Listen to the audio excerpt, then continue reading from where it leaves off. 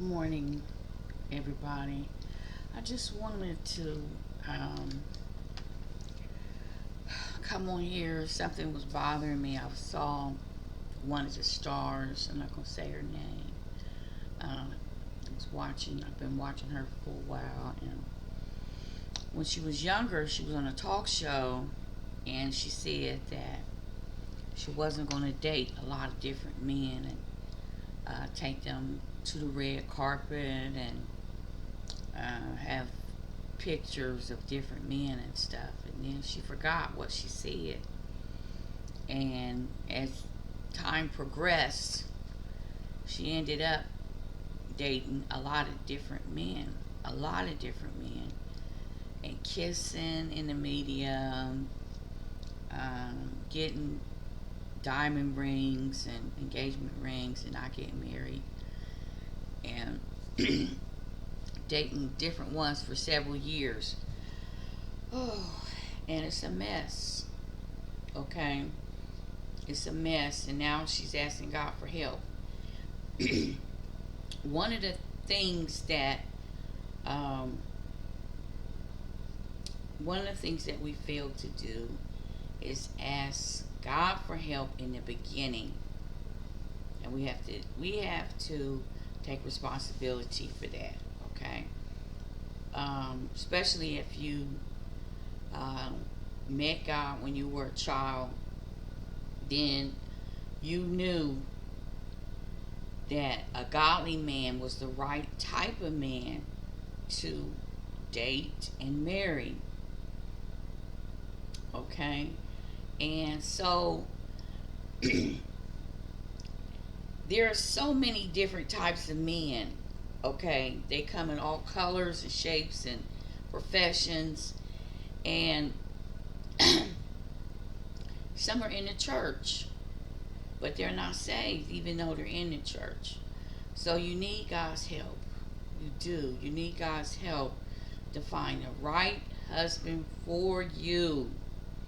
The right husband for you, because two people can live together and not really be compatible. They get married and not be compatible. And sometimes they stay together anyway. You know, it just depends. When you um, have two people that meet together and they say, we're going to stay together no matter what happens, through sickness, through um, whether you have money or don't have money, we're going to stay together no matter what. Okay, that's a decision. It's the same thing with God. Some people, when they know that they don't have the ability to please God from the beginning, but they want to stay with God. Okay, so it's a decision, and you have to work at it. Do you really want to be with this person for the rest of your life? And are you willing to make some changes? If they're willing to make changes, then you can grow together and you'll always be together. But if they're not willing to change, then you have the option to stay with them just the way they are, no matter what, and change on your own, make your own changes, or not. And it's it's a hard thing because um, like my third marriage, he was from Cuba and he was hot all the time. He was hairy.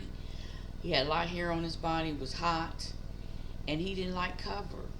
He didn't like cover in the winter, and I like cover. So either in situations like that, you might have to get separate bedrooms so you can have cover on your bed. You like cover. He don't want cover. He wants a sheet. You can't sleep together.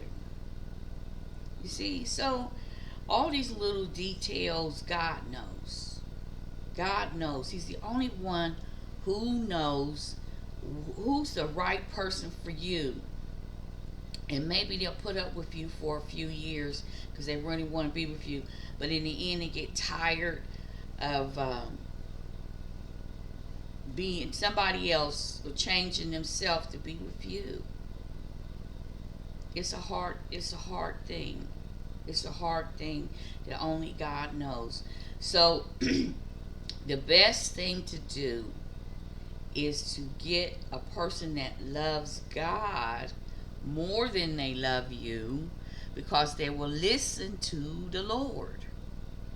If they'll listen to God, then you can always stay together, because God is going to be the mediator between arguments. God's going to be the mediator between, He's got the solution to every problem. And we don't have the solution. We don't have the solution. Now, I knew guys that claimed they really loved me but cheated on me. Okay, so it's a real hard thing. Marriage is a hard thing to do. It's not an easy thing to do.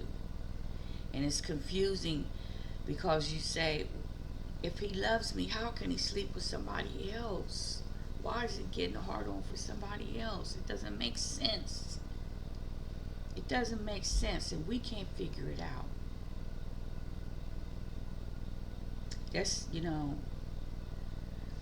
can't figure it out. So you need God's help. You do. You need God's help.